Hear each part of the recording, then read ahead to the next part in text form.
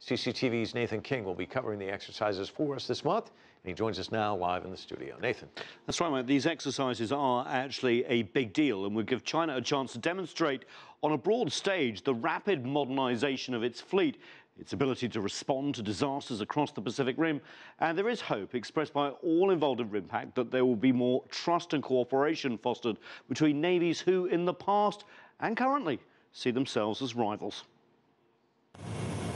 4 ships and over 1,100 officers and sailors will represent China's debut at RIMPAC.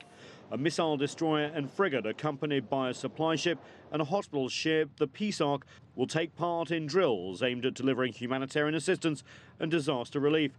It's a chance for China to demonstrate its rapidly modernizing fleet. During the month-long exercises, ranging from counter-piracy operations to anti-submarine warfare drills, sailors from around the Pacific Rim and as far afield as France will also rub shoulders and get to know each other and build relationships. That couldn't come at a better moment.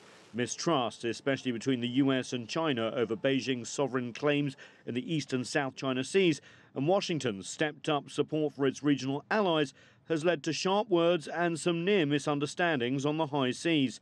Closer contact, it is hoped, will lead to a better understanding. It's not just to sort of foster this understanding exchange with the U.S. military. It's also, because this is a really 23-nation big event, so we have an opportunity to probably, I think, interact with other militaries. I hope, with, the Japanese military, the Filipino military. I think both sides have been demonized in certain way. Just think the other guy is just the evil, and the other guy think you are the evil. I hope such interaction just would help, dispel such misunderstanding.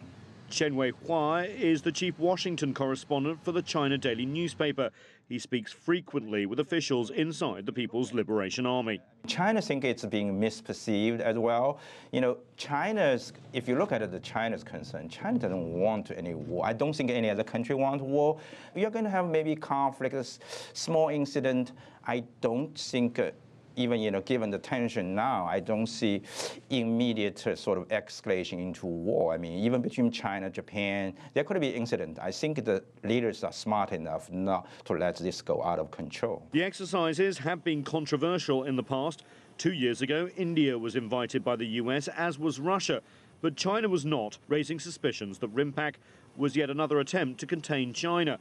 The 2014 exercises, however, are being seen as cooperation, not containment, and a trust-building exercise. There are, of course, opportunities to cooperate with other countries too. The Chinese and Royal Brunei Navy, participating in RIMPAC for the first time, linked up with ships from Singapore near Guam and were escorted to Hawaii by their American hosts. 4 nations sailing into port together, a symbolic flotilla united by the sea they share.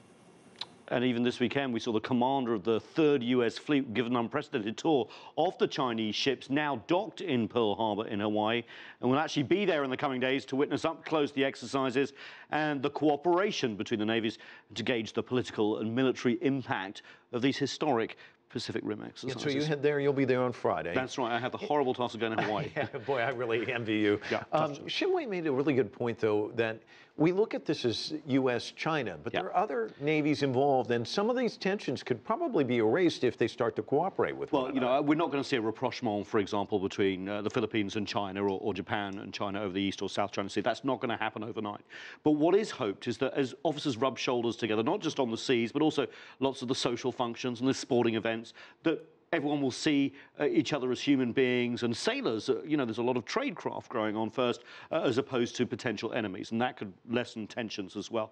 But there's also a lot of military-to-military ties to be developed outside of the Pacific Asian countries. For example, a lot of Latin American countries are going to be there. China's very interested in building military ties with them, and also, remember, this is a chance to show off your kit and potentially sell some of your arms as well to other countries as well. So it's going to be fascinating to be on the ground. A real historic RIMPAC this is going to be. And we've also found out just today that the Americans have confirmed that they are going to invite China back in 2016.